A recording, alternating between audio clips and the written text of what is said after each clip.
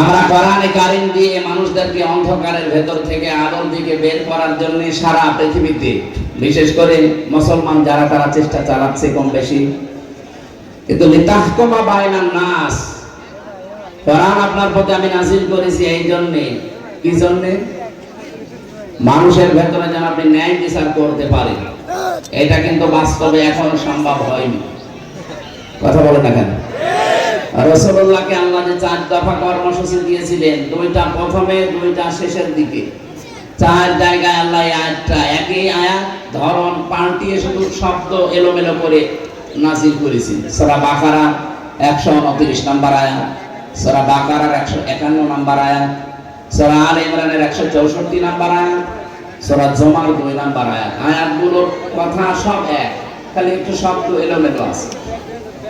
আল্লাহ রাব্বুল আলামিন বলেন, ওয়াল্লাযী বা'আসা ফিল উম্মিয়িনা রাসূলাম মিনহুম ইয়াতলু আলাইহিম আয়াতিহি ওয়া ইউযাক্কিহিম ওয়া ইউআল্লিমুহুমুল কিতাবা ওয়াল হিকমা ইলা আখিরি আয়াত।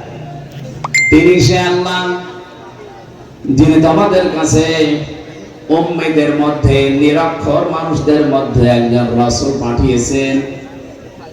কি করতেন তিনি? ইয়াতলু আলাইহিম আয়াতিহি, তোমাদের কাছে তিনি আল্লাহর আয়াতগুলো তেলাওয়াত করে শোনাতেন। ওয়ায়ুযাক্কিহিম, তিনি তোমাদেরকে পবিত্র করতেন। ওয়ায়ুআল্লিমুহুমুল কিতাব, তিনি তোমাদেরকে কিতাবের শিক্ষা দিতেন। আল হিকমা, তিনি তোমাদেরকে হিকমত শেখাতেন। কথাগুলোর দিকে খেয়াল করে দেখবেন, যারা আলেম আছেন তাদেরকে বলছি। প্রথম নবীজিকে বললেন ইয়াতলু আলাইহিম আয়াতিহি, আল্লাহর আয়াত বলতে কি বলেন তো? কোরআন। আরো জোরে বলেন। ওয়ায়ুআল্লিমুহুমুল কিতাব, কিতাব বলতে কি? একই কথা 2 জায়গায় দিলেন কেন? তাফসীর মাহফিলে আলেমরা আসবে এই কারণে, আর যারা সাধারণ মানুষ তারা আসবে এই কারণে, এটা যেন শুনে আপনারা সওয়াব পেয়ে বাড়ি চলে যান। আর ওনাদের জন্য এটা না, ওনাদের জন্য চিন্তা ভাবনার করা কি আছে এখানে? আফালা ইয়াতাদাব্বারুন আল কোরআন, কি হয়েছে তোমাদের? কোরআন নিয়ে কেন চিন্তা ভাবনা করবে? আমরা আয়াতুল্লাহ বলতে আল্লাহর কিতাব বুঝি, কিতাবুল্লাহ বলতে আল্লাহর কিতাব বুঝি। তে রাসূল আসবে, উনি আল্লাহর আয়াত তেলাওয়াত করে শোনাবে, তিনি পবিত্র করবে আমাদেরকে, এরপরে আবার বলেন তোমাদেরকে কিতাবের শিক্ষা দেবে। কি এটা? কি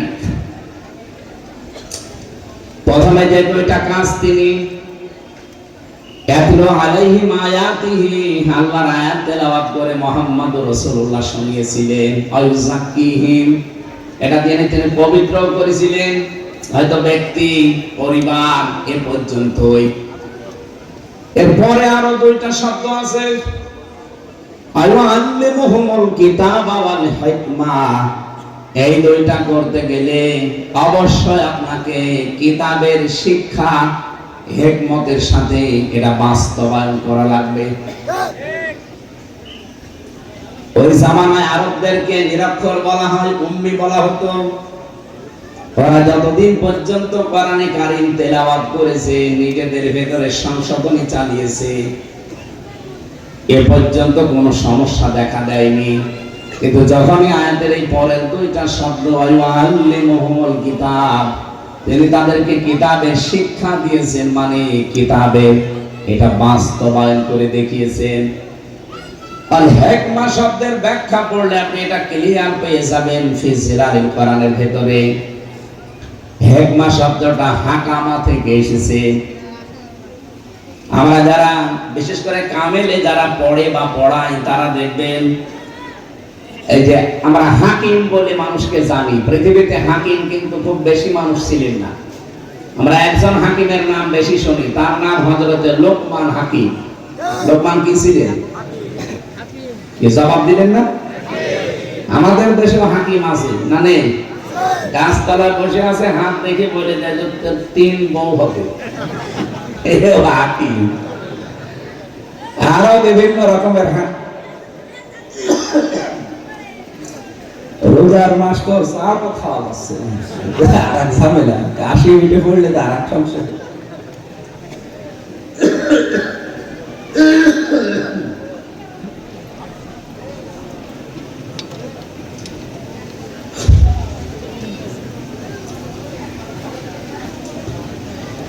নম্বরে আমরা জানি উলামা, 2 নম্বরে জানি ফুকাহা, 3 নম্বরে জানি হুকামা।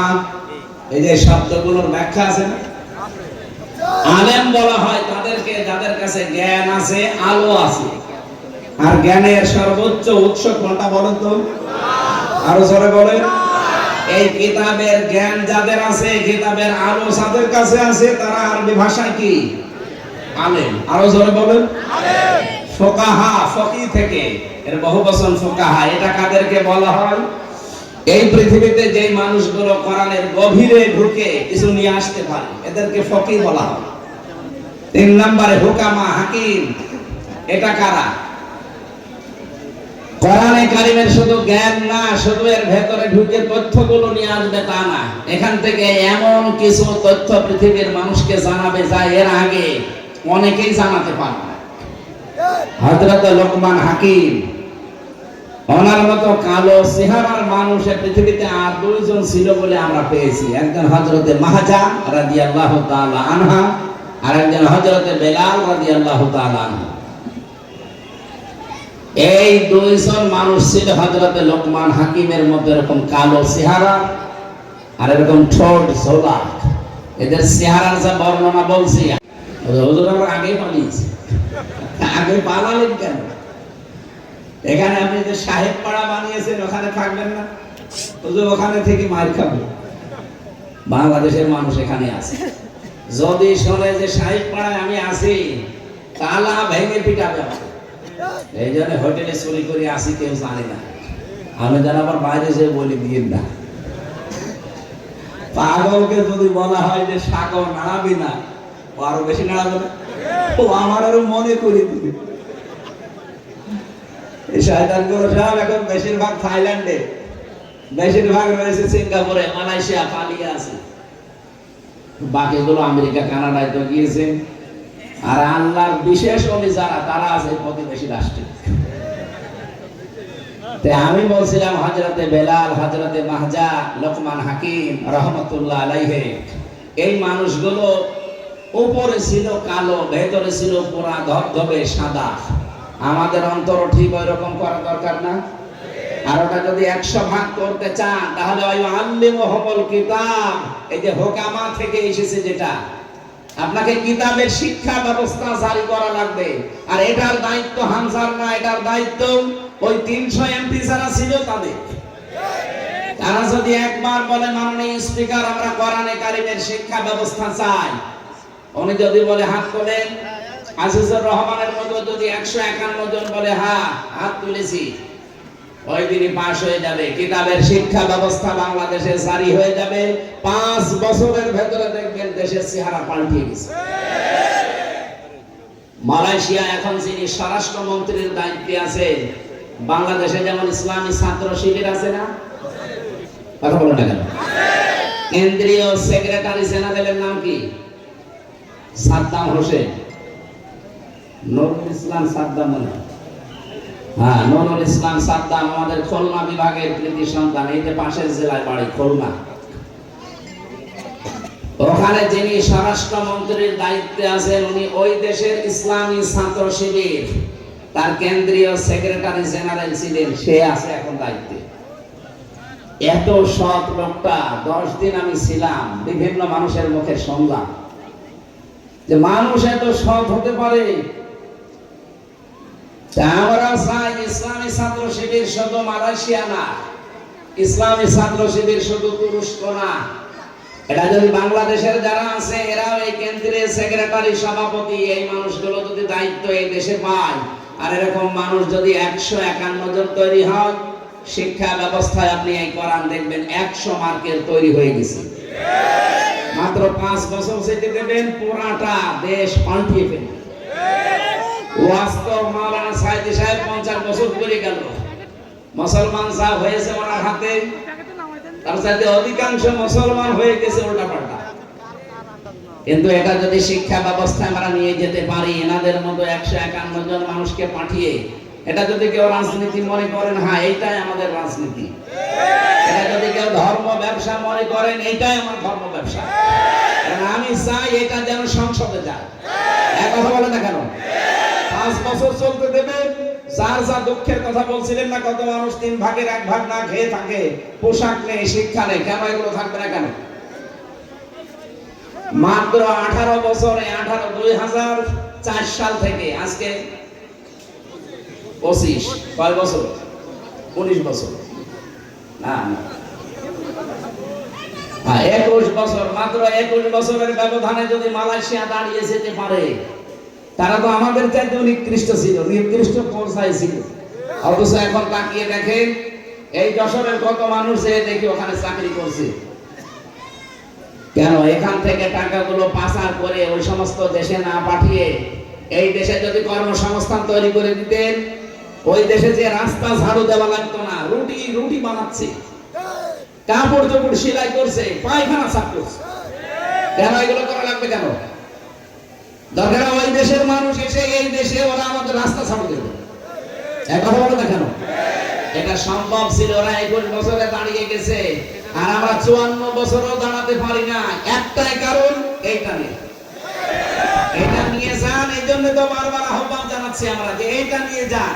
15 বছর সময় দেওয়া লাগবে না, 5 বছরে যদি দেশটা মালয়েশিয়ার মতো করে দিতে না পারি, তাহলে আর জীবনে কোনোদিন বলবো না আমাদের ভোট নেই। এখানে কোরআন নাযিল করার আয়াতের প্যাটার্ন দেখেছেন আল্লাহ। 2টা আয়াতের প্রথম অংশ কিন্তু এক ছিল, কিতাবুন আনজালনাহু ইলাইকা এ পর্যন্ত এক, ইন্না আনজালনা ইলাইকাল কিতাব এ পর্যন্ত এক। এরপরে আল্লাহ দিয়েছেন দুই বিষয়, লিতুখরিজান নাস মিনাজ যুলুমাতি ইলান নূর, তোমরা মানুষদেরকে অন্ধকার থেকে আলোর পথ দেখাবে। এটা আমরা দেখাচ্ছি 54 বছর। কিন্তু দ্বিতীয়টা যদি আমরা মানতে পারতাম, মালয়েশিয়ার মতো, সৌদি আরবের মতো, তুরস্কের মতো, আফগানিস্তানের মতো, লিতাহকুমা বাইনান নাস, এই কোরআন দিয়ে আমি বিচার ব্যবস্থা, ন্যায় বিচার কায়েম করব, তাহলে 13 বছরের মাযহারুল ইসলামকে জেলখানায় পড়ে পচালেন। আমি অনেক আগে বের হয়ে চলে আসতেন, এই কথা বলবেন না কেন? ন্যায় বিচার নেই, এজন্যই মাসলুম মানুষটা জেল থাকতেছে। বিচারপতি পালিয়েছে, মামলার বাদী পালিয়েছে, এমনকি সরকারও পালিয়েছে। যে বিচারপতি রায় দিয়েছিল সেও পালিয়েছে, তো উনি জেলে থাকবে কোন কারণে? আমরা চাই কোরআনে কারিমের লিতাহকুমা বাইনান নাস বিমা আরাকাল্লাহ, আল্লাহ যেভাবে আমাদের দেখিয়েছেন, আল্লাহর দেখানো পদ্ধতিতে বিচার ব্যবস্থা আমরা তৈরি করব। ওখানে কোনো অবিচার হবে না, সব জায়গায় প্রতিষ্ঠিত হবে তখন ন্যায় বিচার। কথা বলেন ঠিক কিনা? এটা কি দেখার আগ্রহ আছে? শুধু সামিয়ানার নিচে সব জায়গায় যেন আগ্রহ থাকে যে আমরা দেখতে চাই বিচার ব্যবস্থায় কোর্টের, আপনি যশোরের আদালতে যান, কোর্টের ইট পর্যন্ত টাকা চায়। আমি প্রথম যখন 11 সালে জেলে গিয়েছিলাম, আমার জেল থেকে বের করার সময় পুলিশ, মানে আমি প্রথমে কারাগারে আদালতে ছিলাম, এই যে থানা, বের হয়ে চলে আসছে, আমার বলছে টাকা দেন। টাকা পাবো কোথায়? না, আপনাকে যারা দেখতে এসেছিল আমরা জানি আপনাকে টাকা দিয়েছে। আরে শয়তানে তো ওই পর্যন্ত জানে। পরে আর কি ওই সময় 11 সালে 10 টাকা দিলাম, তাও খুশি। এমন কোন দিক বিভাগ আছে বাংলাদেশে যেখানে এরকম টাকা চাই না? কথা বলেন না কেন? প্রত্যেকটা একটা ফাইল এখান থেকে উপরে উঠতে চায় না টাকা ছাড়া। এই দৃশ্য আর সামনে আমরা দেখতে চাই না। এই জন্যই তো এত কিছু করা লাগছে। এই দৃশ্য যেন কেউ সামনে আর কেউ তৈরিও করতে না পারে, সজাগ থাকা লাগবে। নাই তো এই 2732 জন মানুষ জীবন দিয়ে গেল, 34,000 মানুষ এখনো পর্যন্ত হাসপাতালে কাতরাচ্ছে। তাদের সাথে বেঈমানি করা হবে না? আপনি আবু সাইদের সামনে কি, আবু সাইদের সামনে কি জবাব দেবেন? মুগ্ধর সামনে কি জবাব দেবেন যদি আবার চাঁদাবাজি শুরু হয়? আবার যদি হাট দখল শুরু হয়, তো কি জবাব দেবেন আপনি? জবাব যেন দিতে পারেন, সেই জন্য আমরা এমন পরিবেশ তৈরি করতে চাই আগামীতে কিয়ামত পর্যন্ত দেশে যেন কেউ হাট দখল ঘাট দখল করতে না পারে। কত মানুষ নীরবে কাঁদতেছে যে আমি 600 টাকা উপায় করে 300 টাকা চাঁদা দেওয়া লাগে। একটা কথা হলো, এই বিশ্ব বাংলাদেশ আর দেখতে চাই। তাহলে কি করা লাগবে? শুধু মানুষকে কোরআন দিয়ে ডেকে আলোর দিকে নিয়ে আসবো না। আমরা এই কিতাবের শিক্ষা, এই কিতাবের বিচার, এই কিতাবের অর্থনীতি সবগুলো প্রতিষ্ঠিত করে এই জমিনে দেখাতে চাই বিমা আরাকাল্লাহ, আল্লাহ যেভাবে আমাদেরকে দেখিয়েছেন ওয়ালা তাকুল লিল খায়িনিনা খাসিমা, হে নবী আপনি খিয়ানতকারী যারা তাদের পক্ষ নিয়ে বিতর্ক করবেন না। আজ বাংলাদেশে প্রমাণ হয়ে গেছে 54 বছরে কারা জাতির সাথে নিজেদের সাথে খিয়ানত করেছে। এই কথা বলো না কেন? যারা খিয়ানত করেছে আমরা তাদেরকে চিনি না? এই খিয়ানতকারীদের পক্ষ নিয়ে তারা ঝগড়া করেন আমাদের সাথে। আমার বিবেক আছে? এইজন্য আমরা চাচ্ছি আল্লাহ যেভাবে আমাদের দেখিয়েছেন এটা আমরা বিচার ব্যবস্থায় ন্যায় বিচার কায়েম করার জন্য নিয়ে যাব গরু ছাগলের ভেতরে। কার ভেতরে? বাইনান নাস, মানুষের ভেতরে। আল্লাহ আমাদেরকে যেন কোরআনের দ্বারা এটা তৌফিক দান করেন, বলেন আমিন। নবীজি 4টা কাজ করেছিলেন। প্রথম নাম্বার, তিনি কোরআন তেলাওয়াত করে মানুষকে শোনাতেন, মানুষদেরকে পবিত্র করতেন, তার নফস, তার পরিবার, তার সমাজ, এভাবে তিনি চেষ্টা চালিয়েছিলেন। কিন্তু ভাই আল্লিমুহুল কিতাব, এটা যতদিন পর্যন্ত তিনি কায়েম করতে না পেরেছেন ততদিন সুদ বন্ধ হয়নি, ঘুষ বন্ধ হয়নি, চাঁদাবাজি ওই জামানায় ছিল ওইটাও বন্ধ হয়নি। কথা বলেন ঠিক কিনা? এখানে আমাদের উচিত হবে, যারা আজ বলেন আমরা নবীওয়ালা কাজ করি না, আপনার নবীওয়ালা কাজ হচ্ছে না। এদিকে তাকান, নবীকে জন্ম থেকে নবী বলে কেউ বলতো যে আপনি নবী? কয় বছরে বলেন? বলেন 40 বছরে তখন যিনি নবী হলেন, কি পেয়ে নবী হয়েছিলেন? এই কোরআনে কারীম পাওয়ার পরে যিনি নবী হলেন, নবী হওয়ার পরে তো এই কাজগুলো আল্লাহ তাকে দিলেন। ওয়াল্লাযী বা'আসা ফিল উম্মিয়িনা, তিনি সে আল্লাহ যিনি উম্মীদের ভেতরে পাঠিয়েছেন, নবী পাঠিয়েছেন, রাসূল পাঠিয়েছেন। ইয়াতলু আলাইহিম আয়াতিহি, তার প্রথম কাজ ছিল তিনি তেলাওয়াত করে করে মানুষদেরকে শোনাতেন। আজ বাংলাদেশে কেউ যদি বলে যে আমি নবীওয়ালা কাজ করি, অবশ্যই আপনাকে আল্লাহর কোরআন তেলাওয়াত করে শোনানোর ব্যবস্থা করা লাগবে। আপনার দ্বারা হয় এটা? আপনি কোরআন পড়তে পারেন যে তেলাওয়াত করে শোনাবেন?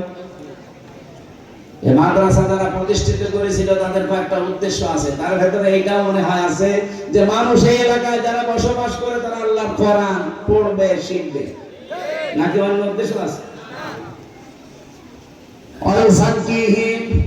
তিনি তাদেরকে পবিত্র করেছিলেন। কোন পর্যায়ে পৌঁছিয়েছে তাদের পবিত্রতা? আমরা যদি আজ কোরআনে কারীম দিয়ে ব্যক্তি, পরিবার, সমাজ, রাষ্ট্রকে পর্যন্ত পবিত্র করতে পারতাম। এটা সাকিব যুগ থেকে শব্দটা এসেছে। খলিফাতুল মুসলিমিন হযরত ওমর রাদিয়াল্লাহু তাআলা আনহু, তিনি রাতের বেলা বসে হিসাব করছিলেন। লম্প ধরিয়ে যে আলো, জয়তুনের তেল সীসার উপরে দিয়ে তিনি আগুন লাগিয়ে হিসাব করছিলেন। হঠাৎ করে ওই দেশের প্রধান বিচারপতি হযরতে আলী রাদিয়াল্লাহু তাআলা আনহু এশার নামাজ পড়ে তিনি আসলেন। ডাক দিলেন, হযরত ওমর, প্রধান বিচারপতি আলী কিসের জন্য এসেছেন? রাষ্ট্রের কোনো কথা আমাকে বলার জন্য, না ব্যক্তিগত পারিবারিক কোনো কথা বলার জন্য? হযরতে আলী ওই সময় প্রধান বিচারপতি, তিনি বললেন, না, আমার পারিবারিক জীবনে একটা সমস্যা হয়েছে, ওইটা আপনার সাথে শেয়ার করার জন্য এসেছি, পরামর্শ নেব। হযরত ওমর সঙ্গে সঙ্গে তিনি বাতিটা নিভিয়ে দিলেন। হযরতে আলীর কিন্তু মন খারাপ হয়ে গেছে, কি আমি একটা দেশের প্রধান বিচারপতি এসেছি রাষ্ট্রপ্রধানের কাছে, উনি আমারে দেখে আবার আলোক সজ্জা করবে কি, আর আলো নিভিয়ে দিলেন। হযরত ওমর তার মনোভাব বুঝতে পেরে ডাক দিয়ে বলেন, প্রধান বিচারপতি আলী, আপনাকে আমি কিন্তু প্রথমে জিজ্ঞাসা করেছি যে আপনি কেন আসলেন, রাষ্ট্রের কোনো কাজ নিয়ে নাকি পারিবারিক কোনো কাজ নিয়ে? আপনি যেই বলেছেন যে রাষ্ট্রের কোনো কাজ না, পরিবারের কোনো সমস্যা, আমি কিন্তু হিসাব করছিলাম রাষ্ট্রের জনগণের টাকায় কেনা তেল দিয়ে রাষ্ট্রের হিসাব করছিলাম। আপনি এসেছেন পারিবারিক জীবনের কোন ফয়সালা নিতে, জনগণের টাকা দিয়ে এই হারিকেন বা লম্প অথবা মোমবাতির যে তেল পড়বে, এটা দিয়ে আপনার পারিবারিক জীবনের কথাবার্তা শুনবো, কিয়ামতে আমি জবাব দেব কি? হযরত হযরত আলী বলেন, কথাটা শোনার পরে তার প্রতি ভক্তি শ্রদ্ধা যা ছিল আমার আরো বেড়ে গেল। কি চিন্তা নিয়ে তিনি চলেন, একটা রাষ্ট্রের প্রধান। বাংলাদেশে 1628 জন মানুষ দায়িত্বে ছিল। আল্লাহর কসমে 54 বছর আমি বাদ দিলাম, শুধুমাত্র 5 বছরও যদি এই টেন্ডেন্সি নিয়ে এই 1628 জন মানুষ দায়িত্ব পালন করে দেখাতো, এ দেশটা মিনি জান্নাত হয়ে যেত। এরকম মানুষ আমরা পেয়েছি না? পেয়েছি মাওলানা মতিয়ার রহমান নিজামী তার ভেতরে একজন। রাষ্ট্রের দায়িত্ব, মন্ত্রণালয়ের দায়িত্ব পালন করে 26 টাকা বেঁচেছিল, ওটা ফেরত দিয়েছে। হযরত ওমরের একেবারে অরিজিনাল উত্তর শুনি না? আলী হাসান মোহাম্মদ মুজাহিদ রহমাতুল্লাহ আলাইহি রাষ্ট্রের দায়িত্ব পালন করতে গিয়ে অণুবীক্ষণ যন্ত্র দিয়ে 4 আনা দুর্নীতি খুঁজে পাওয়া যায়নি। এই ধাঁচের মানুষগুলো মাত্র 1628 জন যদি তৈরি হয়ে যেত, এই দেশটার জন্য 54 বছর লাগার কথা না, 54 দিনে এই দেশ জান্নাত হবে। আমরা ওই রকম বিষয় চাই না। এজন্য আমার প্রথম এবং শেষ ফাইনাল কথা এটাই, আপনাকে পবিত্র হওয়ার জন্য কোরআনে কারিমের কাছে আসা লাগবে। আর এটা দিয়ে যদি একেবারে পুঙ্খানুপুঙ্খানু ন্যায় বিচার দেখতে চান, তাহলে কোরআনের বিচার ব্যবস্থা, শিক্ষা ব্যবস্থা, স্বাস্থ্য ব্যবস্থা এগুলো দেখাতে হবে, তাছাড়া সম্ভব না। আল্লাহ রাব্বুল আলামিন আমাদেরকে বাস্তব জীবনে যেন আল্লিমুহুমুল কিতাব এর একটা প্রেক্ষিত, এর একটা মানে রাস্তা কিন্তু সামনে আল্লাহ তৈরি করে দিয়েছে। এখন বাংলাদেশের মানুষ চাইলেই সম্ভব কিতাবের শিক্ষা ব্যবস্থার সামনে জারি করার ব্যবস্থা করা। খালি আতলু আলাইহিম আয়াতিহি ওয়া ইউযাক্কিহিম পর্যন্ত থাকলে হবে না, ওয়া ইউআল্লিমুহুমুল কিতাবা ওয়াল হিকমা, এই দুইটার সামনে এখন দেখানোর সময়। এরপরও যদি কারো ব্যর্থতার পরিচয় দেন, আগামী 100 বছরে আর আল্লাহ এই সুযোগ দেবে না। কথা বলে না কেন? আমরা চাই শিক্ষা থেকে শুরু করে যত বিভাগ আছে বাংলাদেশে, সব জায়গায় যেন আল্লাহর কোরআনের বিধান চালু হয়। বলেন আমিন। আমরা 6666টি আয়াত থেকে, যেহেতু রমজান মাস, এই কেন্দ্রিক একটা আয়াত পড়েছি, সূরা আলে ইমরান 185 নম্বর আয়াত। খুব খেয়াল করে শুনবেন, নিজের জীবনে যদি মেলাতে পারেন এই মাহফিল সাকসেস হবে। আর যদি বলেন এসেছি শোনার জন্য শুনে চলে গেলাম, যান আপনি আগে চলে যান, আমি একটা টান দিয়ে দিই, টান শুনে চলে যান নাকি? আল্লাহ রাব্বুল আলামিন বলেন, কুল্লু নাফসিন যায়িকাতুল মাউত ওয়া ইন্নামা তুওয়াফাউনা উজুরাকুম ইয়াওমাল কিয়ামাহ। অবশ্যই প্রত্যেকটি জীব মৃত্যুর স্বাদ গ্রহণ করবে। কিয়ামতের ময়দানে প্রতিটি মানুষকে আমি আল্লাহ তার পারিশ্রমিক পরিপূর্ণ করে দেব। হযরত আবু দারদার জীবনী পড়ছিলাম, তিনি বলেন আয়াতটা পড়লে আমার কেমন যেন একটা অজানা ভয় চলে আসতো, যে কিয়ামতের দিন আল্লাহ নাকি আমাকে পরিপূর্ণভাবে আমার উজরত দিয়ে দেবে। আমার সবচাইতে বেশি ভয় হয় আমি যা কামাই করেছি সব যদি আল্লাহ আমারে দিয়ে দেয়, আমার তো টানা সম্ভব না। দুনিয়ায় বাবার বোঝা সন্তান বহন করতে পারে, সন্তানের বোঝা বাবা বহন করতে পারে। আল্লাহ পাক বলেন, ওয়ালা তাসিরু ওয়াসিরাতু বিজরা উখরা। কিয়ামতের ওই ময়দানে কেউ কারো বোঝা বহন করবে না। এখানে পৃথিবীতে যে যতটুকু পাপ করছেন, ওই পাপটা আল্লাহ কিয়ামতের দিন বোঝা আকারে আপনার পিঠের উপরে তুলে দেবে।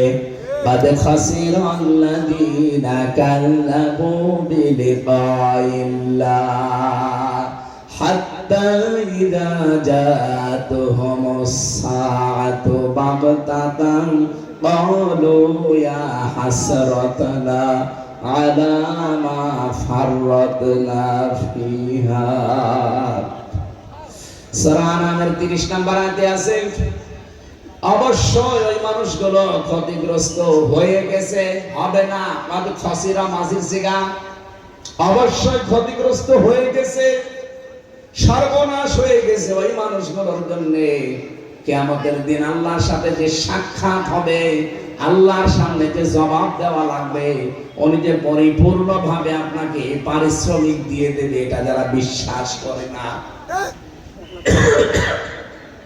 হাত্তা ইদা জাতুহুমুস সাআহ, হঠাৎ করে যখন তাদের সামনে মরণ চলে আসে। এখানে সাআতুনের অর্থ দুইটা। এখানে আলেম যারা আছেন সাআতুনের অর্থ ভালো করে মিলাবেন দুইটা। এক নম্বরে সাআতুন মানে মৃত্যু, দুই নম্বরে সাআতুন মানে কিয়ামত। হ্যাঁ, এটা মরণ হতে পারে, কিয়ামত হতে পারে।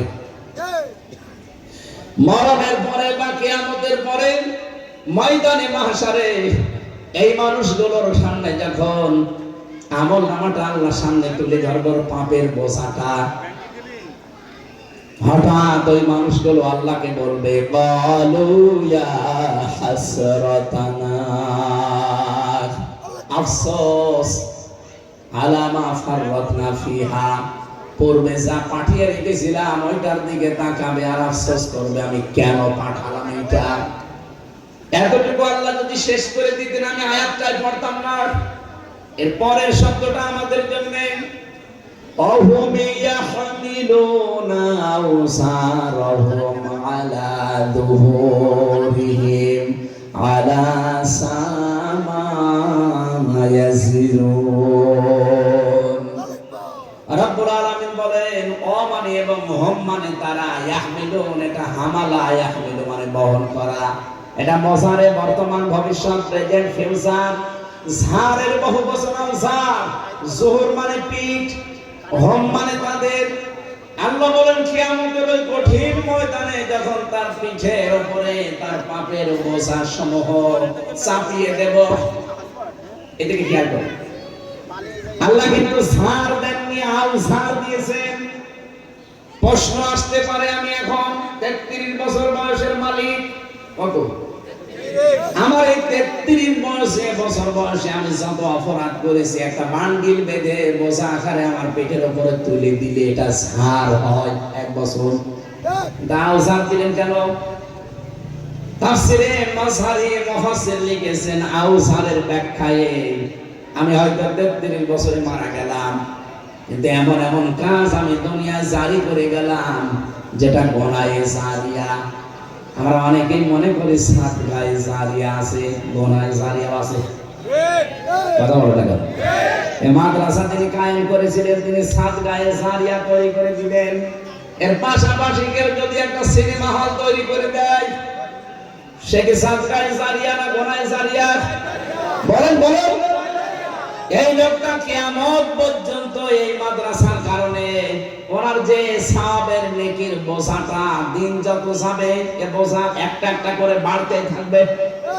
পাশে যে লোকটা সিনেমা হল বানিয়েছে, যে লোকটা সুদের কারবার তৈরি করে চলে গেছে, ওটা যতদিন পর্যন্ত ওই সুদী ব্যাংক, ওই সিনেমা, ওই অত্যাচারী জুলুম নির্যাতনের ওই দলটা যতদিন থাকবে, ও হয়তো নেই কিন্তু ওই দলের লোকজন আছে। কথা বলে দেখেন, ওর সিনেমা হল আছে, ওর সুদী ব্যাংক আছে। ও মরে গেছে কতদিন আগে, ওর বোঝা তো পাপের একটা হওয়ার কথা, কিন্তু কিয়ামতের দিন ও যখন উঠবে লক্ষ লক্ষ পাপের বোঝা, আল্লাহ পাক বলেন একটার পরে একটা চাপাতেই থাকবো। এর নাম ইয়াহমিলুন। শুধু এখন না, বর্তমান ভবিষ্যৎ, ভবিষ্যৎ বলতে কিয়ামত পর্যন্ত। এখানে আমার এই 33 বয়সে আমি এমন কিছু কথা, এমন কিছু কাজ, এমন কোন কিছু আঞ্জাম যেন দিয়ে না যায়। আমার একটা বোঝায় তো আমি পারি না, এখন আবার বোঝার পরে বোঝা তৈরি হতে আছে। আল্লাহ রাব্বুল আলামিন বলেন কিয়ামতের দিন যখন এই লোকটা বোঝা বহন করে নিয়ে যাবে, একটার পরে একটা চাপাতে থাকবো। আলা সামা ইয়াজিরুন, ফেরেশতারা দেখে বলবে কত নিকৃষ্ট বোঝা এই লোকটা বহন করে নিয়ে যাচ্ছে। বলেন নাউজুবিল্লাহ। আজকে হয়তো একজনকে হত্যা করে রাস্তা দিয়ে গেলে আপনাকে মানুষ খুনি বলে তাড়া দেবে, ধর্ষণ করে গেলে ধর্ষক বলে তাড়া দেবে। এমনকি বাংলাদেশে এখন যে পজিশন, ধর্ষণ করে যদি আপনি জেলে যান আর আপনার পক্ষে যদি কোনো উকিলও দাঁড়ায়, জনগণ সে উকিলকেও পিটিয়ে মেরে ফেলবে। এই যে আয়েশা আয়েশা নাকি আসিয়া, এই মেয়েটাকে যারা ধর্ষণ করেছিল ওই ধর্ষকদের পক্ষে যে উকিল দাঁড়িয়েছে ওই উকিল পর্যন্ত পিটানি খেয়েছে।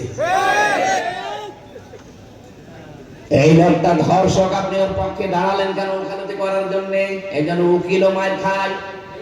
কিয়ামতের দিন আপনি পাপের বোঝা বহন করে যখন নিয়ে যাবেন, ধর্ষককে দেখলে ধর্ষক যাচ্ছে যেমন তাড়া দেয়, খুনিকে দেখলে খুনি যাচ্ছে ধর তাড়া দেয়, চোর দেখলে চোর যাচ্ছে ধর তাড়া দেয়, ছিনতাইকারী দেখলে বলে ছিনতাইকারী যাচ্ছে ধর তাড়া দেয়।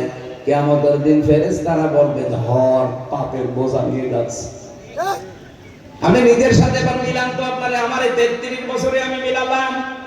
মাওলানা আজিজুর রহমান ওনার 60 বছরে মিলাদ, জাহাঙ্গীর হোসেন ওনার 60 বছরে মিলাদ। কিয়ামতের দিন আমরা যা করেছি কিন্তু আল্লাহ আমার পিঠের উপরে তুলে দেবে।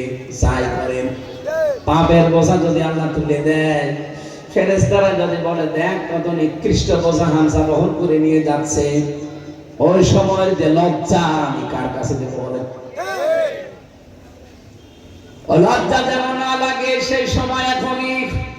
এখন আমার সূর্য পশ্চিম দিকে ওঠে নাই, এখন আমার মরণের গড়গড়ানি শুরু হয়নি, সুতরাং পরিবর্তন হওয়ার সুযোগ নেই। বলেন বলেন, এখনই সময় পাল্টান। শয়তান তো বাধা আছে, শয়তান তো আপনাকে ধোঁকা দিতে পারবে না, কি বাধা নেই? এরপরেও যদি আপনি পরিবর্তন হতে না পারেন, আপনি মনে করবেন আপনি নিজেই একটা শয়তান। শয়তান বাধা আছে, এরপরও এত সুযোগ থাকার পরও আপনি যদি পাল্টাতে না পারেন, শয়তান বাধা আছে, আপনি পাল্টাতে পারেন, আপনাকে ধোঁকা দেয় কে? তারপর আপনি নিজে একটা শয়তান। কথা বলেন না কেন? আপনার থেকে তো এখন আমার মনে হয় আশ্রয় চাওয়া লাগবে। আমরা আউযু বিল্লাহি মিনাশ শাইতানির রাজিম বলি, এখন বলা লাগবে আউযু বিল্লাহি মিনাজ যশোর তো বলা যাচ্ছে না।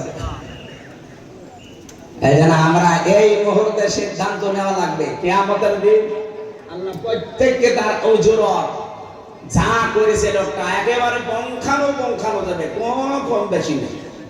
ফামান যুহজিহা আনিন নার, খুব কঠিন শব্দ। আমি ব্যাখ্যায় পড়তে গিয়ে আমি নিজে আশ্চর্য হয়ে গেছি, এর আগে আমি এভাবে বুঝিনি। ফামান যুহজিহা, আল্লাহ রাব্বুল আলামিন বলেন যেই লোকটাকে বাঁচিয়ে দেওয়া হবে, যুহজিহা আনিন নার, জাহান্নামের আগুন থেকে বাঁচানো হয়েছে না বাঁচানো হবে? বলেন বলেন। তার মানে পরীক্ষা আমাদের সবার সামনে আছে।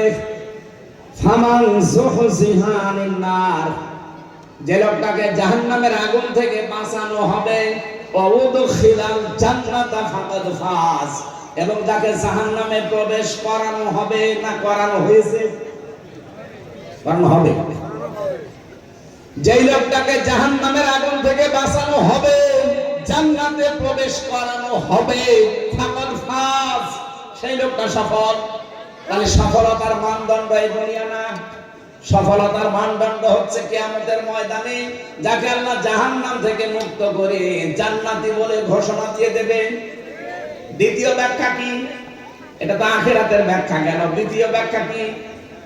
আরেকটা ব্যাখ্যা আছে ফিসিরাজুল কোরআনে, মুফাসসির লিখেছেন দুনিয়ার জীবনে আল্লাহ তাকে জাহান্নামের কাজগুলো আস্তে আস্তে ছেড়ে দেওয়ার তৌফিক দেয়, আর জান্নাতের কাজগুলো আস্তে আস্তে করার মতো সুযোগ দেয়। ফাকাদ ফাজ, সেই লোকটার জীবন সফল। আপনি আবার ভাবেন রমজানের আগে যেমন ছিলেন, রমজানে অবশ্যই যেমন নেই, পাল্টিয়েছেন কিছু। বাকি 11 মাস যদি এভাবে পাল্টিয়ে আপনার জীবন শেষ করতে পারেন, আপনি মনে করবেন আপনার জীবনকে আমার আল্লাহ ফাকাদ ফাজ, সফলতার দ্বার প্রান্তে পৌঁছিয়ে দিচ্ছে। আর যদি মনে করেন না আগে 2টা বিড়ি খাতাম, এখন রোজার পরে 4টা করে খাচ্ছি, তাহলে মনে করবেন আমি জান্নাতের থেকে আস্তে আস্তে জাহান্নামের দিকে এগিয়ে যাচ্ছি।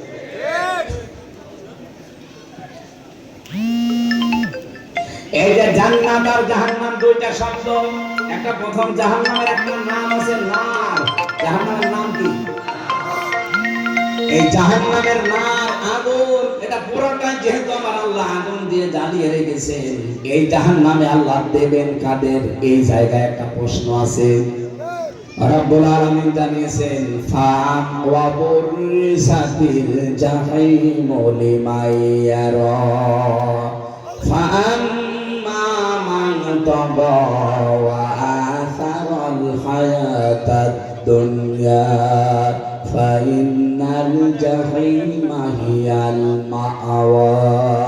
বলেন আল্লাহু আকবার। রব্বুল আলামিন বলেন জাহান্নামকে সেদিন দৃশ্যমান করা হবে, তোমাদের সামনে নিয়ে আসা হবে।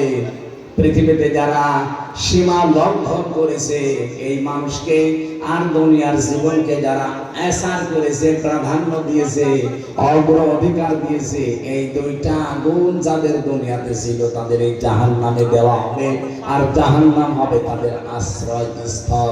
বলে নাউজুবিল্লাহ।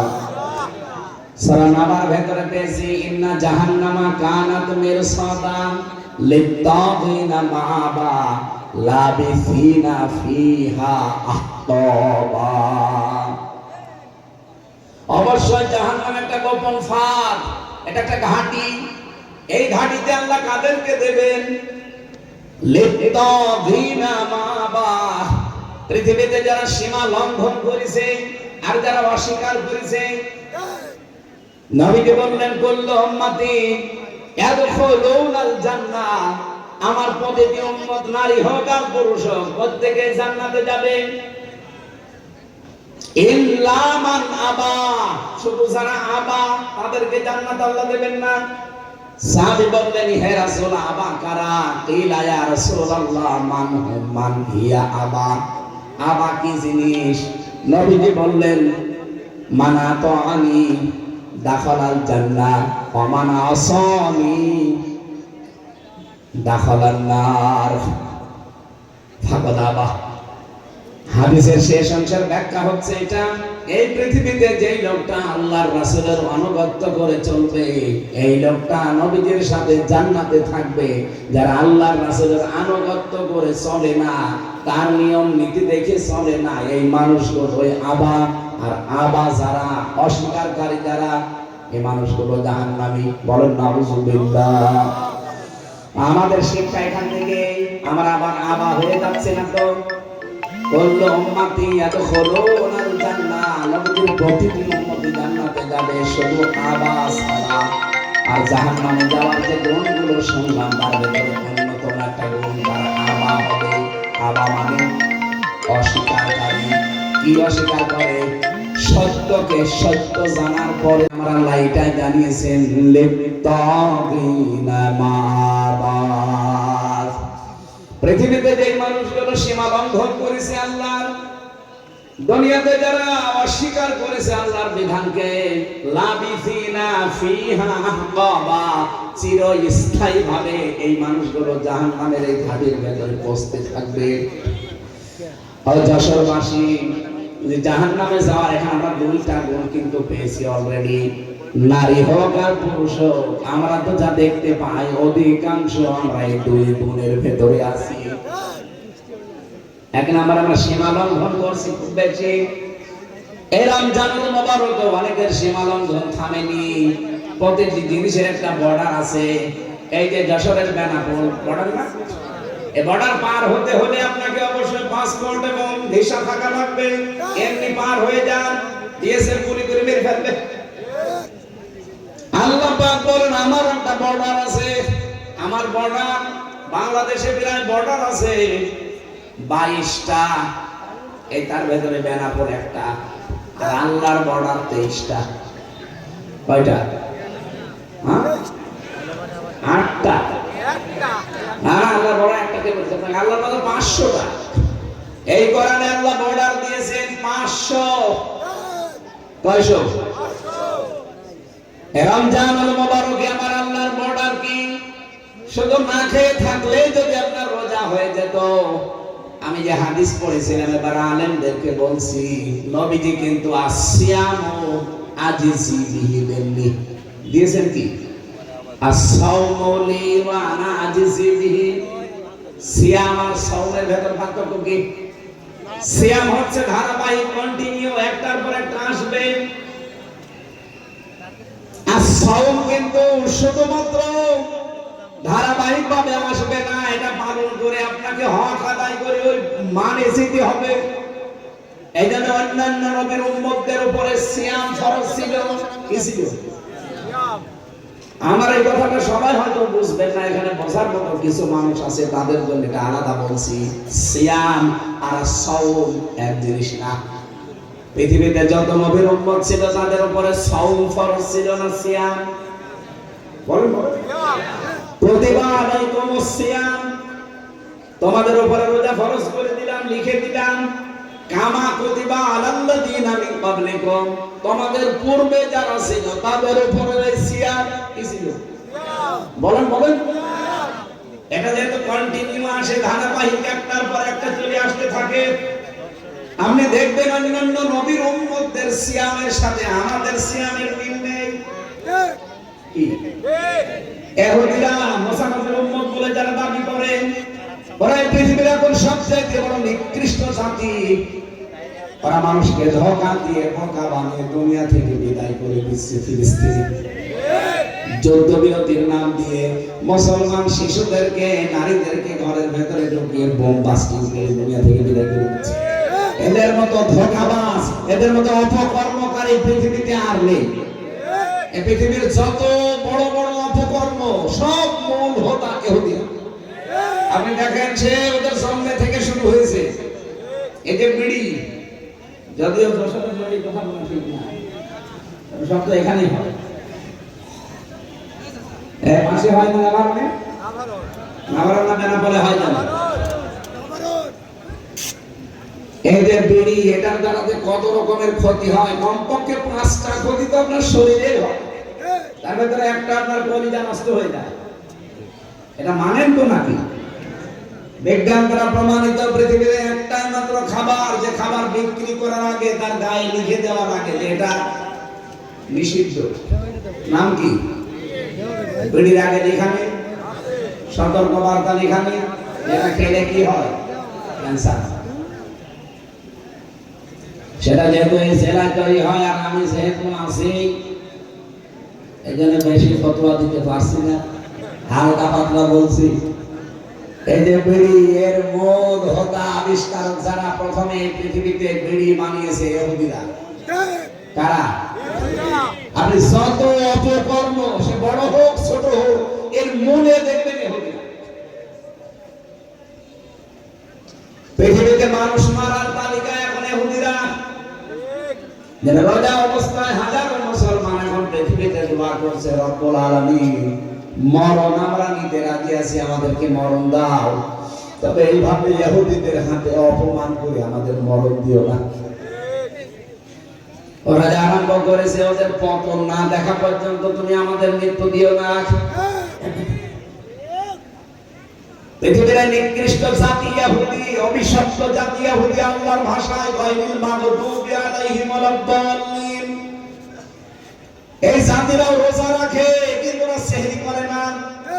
খ্রিস্টানরা রোজা রাখে, ইফতারি করে না। মুশরিক যারা আমাদের এই দাদা বাবু হিন্দুরা, ওরা রোজা রাখে কিন্তু ওরা উপবাস থাকে, সেহরিও করে না, ইফতারও করে না। এর আগে যত নবীর উম্মত দেখবেন, আমি প্রায় 70টা লিখেছি এখানে। হযরতে মরিয়ম আলাইহিস সালাম তিনি রোজা রেখেছিলেন, তার রোজার ধরন ছিল আমাদের মতো না। আল্লাহ পাক সূরা মরিয়মের ভেতরে দিয়েছিলেন, তিনি রোজা রাখা অবস্থায় সব খেতে পারতেন, সব পান করতে পারতেন, কিন্তু কথা বলতে পারতেন না। তাহলে মরিয়ম ওনাদের রোজা কি? যে কথা বলা যাবে না, তাছাড়া সব করা যাবে। কি কথা বলে না কেন? খ্রিস্টানদের, ইহুদিদের, মুশরিকদের রোজা দেখলেন, কিন্তু আমাদের রোজা কি ওরকম? আমাদের রোজায় সেহরি আছে, ইফতারি আছে এবং 4টা জিনিস আছে। কয়টা? বলেন বলেন। এই জন্য এর নাম সিয়াম না, এর নাম সাওম। নবীজির হাদিস, এটা হাদিসে কুদসি, আস-সাওমু লি, রোজা আমার জন্য, ওয়া আনা আজিজি বিহি ওয়া আনা উজজা বিহি, আমি নিজে পুরস্কার দেব অথবা আমি নিজেই তার পুরস্কার হয়ে যাব। ওই সাওমের কয়টা ব্যাখ্যা বলছি আমি? 4টা। 1 নম্বরে খাবার থেকে, 2 নম্বরে পানীয় থেকে, 3 নম্বরে স্ত্রী সহবাস থেকে, 4 নম্বরে হারাম যত কাজ আছে সব কাজ থেকে আপনাকে বিরত থেকে আল্লাহকে দেখানো লাগবে, এর নাম রোজা। অন্যান্য নবীরা উম্মতের উপরে কি ফরজ ছিল? সিয়াম। বলেন বলেন। আমাদের উপরে রোজা। সিয়াম তো দিয়েছে, সিয়ামকে পরিপূর্ণতায় নিয়ে যেতে হলে অন্য নবীর উম্মতের মতো আপনি খাবার খাবেন, কথা বলবেন না, রোজা হবে? হবে না। মরে বেলা সাল্লাম শুধু কথা বন্ধ, খাবার খেতে, পানি খেতে রোজা হয়ে যাবে। আমাদের এরকম নেই। আমাদের রোজা হচ্ছে, রোজা থাকবেন কিন্তু এই চারটা জিনিস থেকে আপনি বিরত থাকবেন। এই রোজা কাঙ্ক্ষিত মানের পর্যায়ে পৌঁছাবে। আল্লাহ রাব্বুল আলামিন জাহান্নামের যে আগুন আছে এখান থেকে বাঁচিয়ে রায়হান নামক একটা দরজা দিয়ে এমন জান্নাতে প্রবেশ করাবে, যেখানে প্রবেশ করা হয়ে গেলে আল্লাহ তাআলা বদ্ধ করে দেবে, অন্য কাউকে আর ঢুকতে দেবে না।